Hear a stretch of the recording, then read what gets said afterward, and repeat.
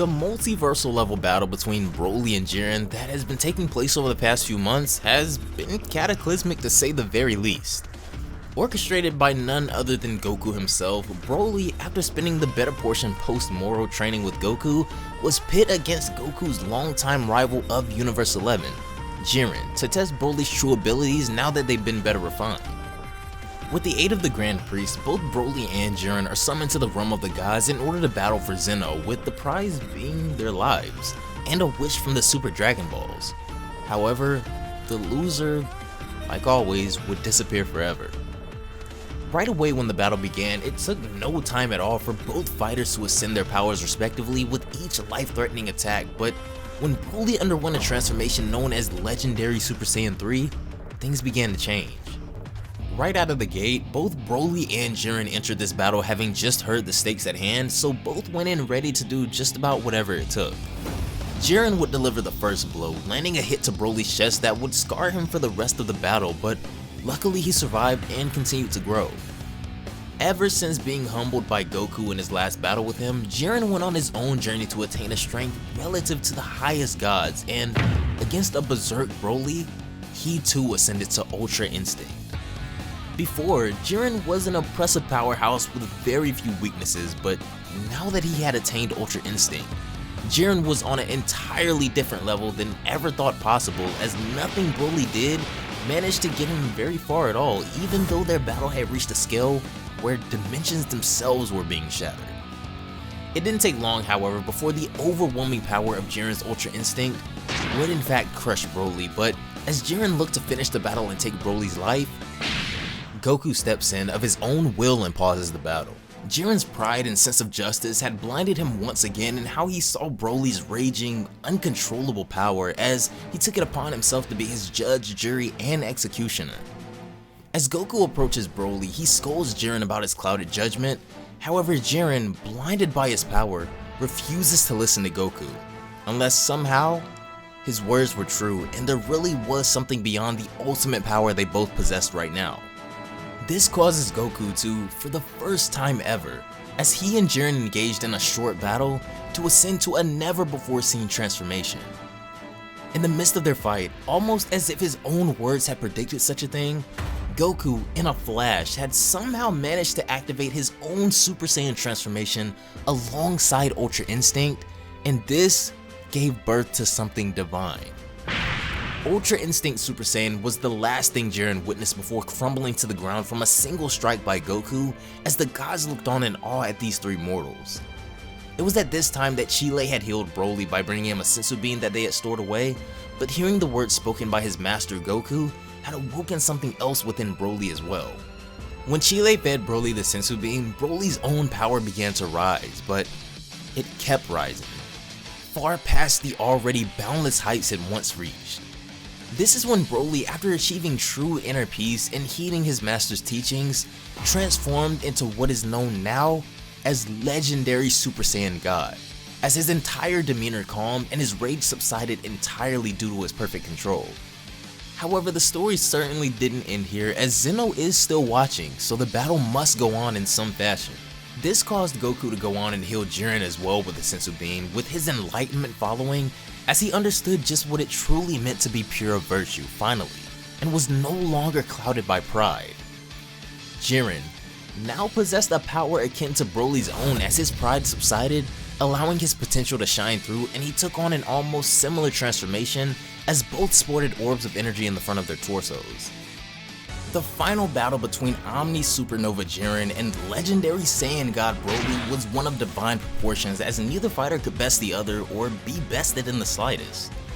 Broly and Jiren clashed on equal footing for some time, falling through dimension after dimension as their energy rippled reality, but in the end, both fighters seemed to share the same fate, and that is what they worked for. This is what they both wanted from this battle.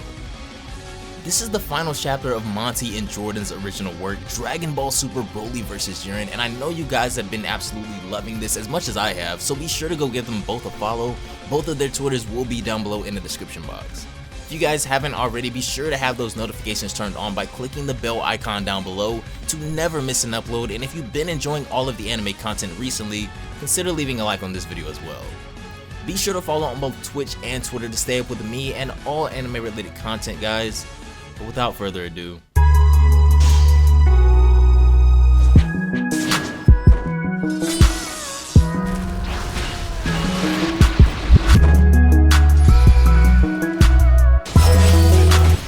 as both Broly and Jiren collide one final time, their attacks almost certainly fatally wounding one another.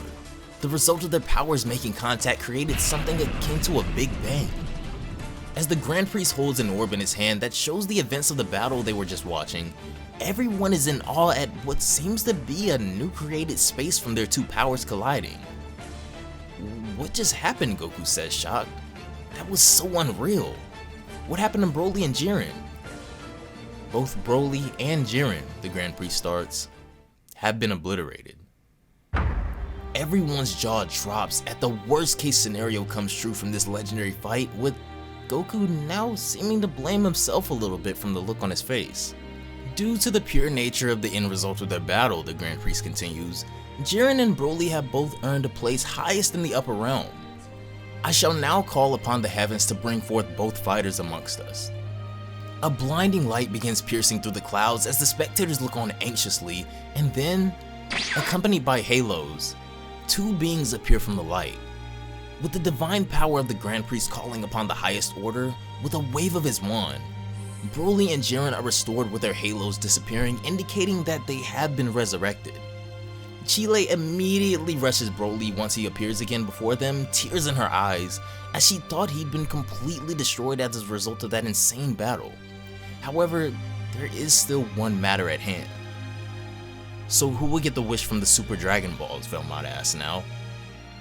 "Well," the Grand Priest says, "since it was a draw, they'll settle this the only way possible, I guess." "Rock, paper, scissors?" Goku says excitedly. However, I think the others had something else in mind. This is when Jiren takes notice of someone in the crowd that wasn't there at the beginning as he walks up to him. "Master?" Jiren stutters. "But how? How is it possible that you're here?" "Well," Goku cuts in, "I heard about what happened to your master and how he was killed by a demon and how he was just doomed to float through space as a spirit for eternity. After I visited you, I felt Gishin's spirit trying to tell me something. He told me that he wanted to be free of his fate and pass on. So I asked if I could gather the Super Dragon Balls and save him from that fate. The Grand Priest was so intrigued that they did it for me.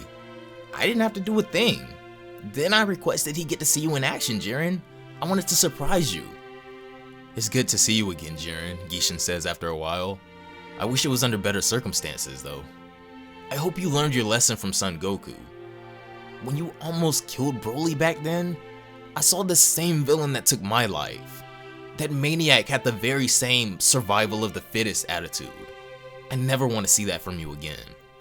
I know you consider yourself a hero of justice, Jiren," he goes on, "and I know you thought due to Broly's seemingly uncontrollable nature, if he was killed that it may be for the best.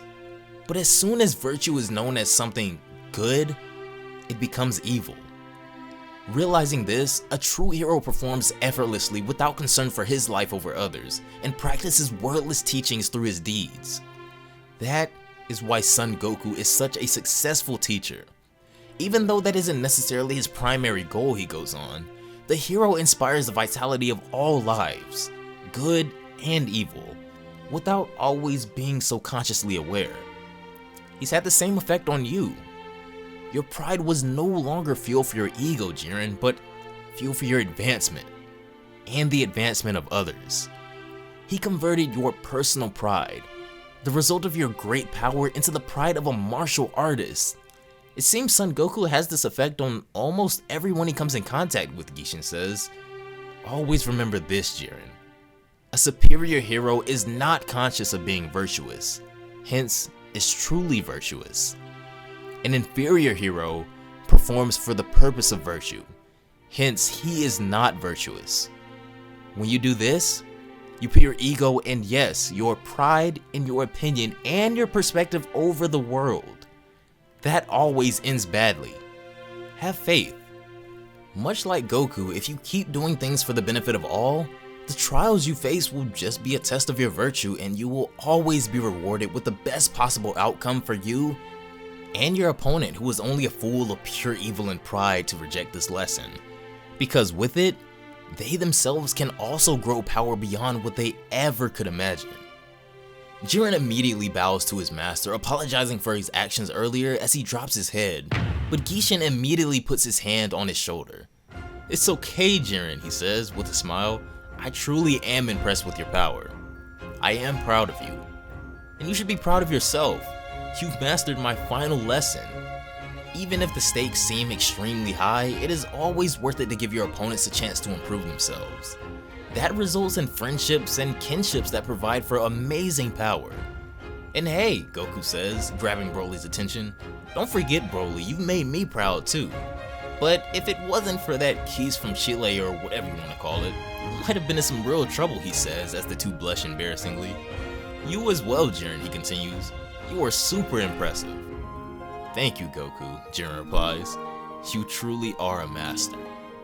Goku gives his gratitude to Zeno and the Grand Priest for allowing him to set up this kind of thing and cooperating with them, but Chile hasn't forgotten that one of them easily could have lost and things wouldn't have turned out so well in the end. "I knew everything would work out," Goku replies. "I made sure of it." "Goku came to us with this idea to grow your powers," the Grand Priest says, "and help you learn from each other. But just like in the Tournament of Power, you needed motivation.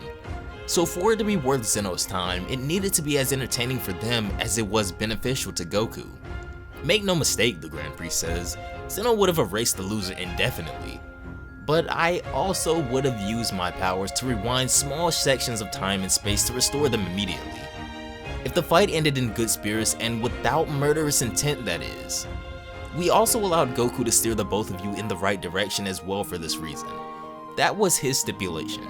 He had good faith that the fight would end this way if you both entered the battle with a pure heart and mind. That's why it may have seemed like Goku was saving Broly, but he was actually saving the both of you. This was a true test of your virtue, and had you failed, you both would have ceased to exist. But if you choose to be pure regardless of the stakes, the Omniverse always had this reward waiting for you. It is the reward of true virtue.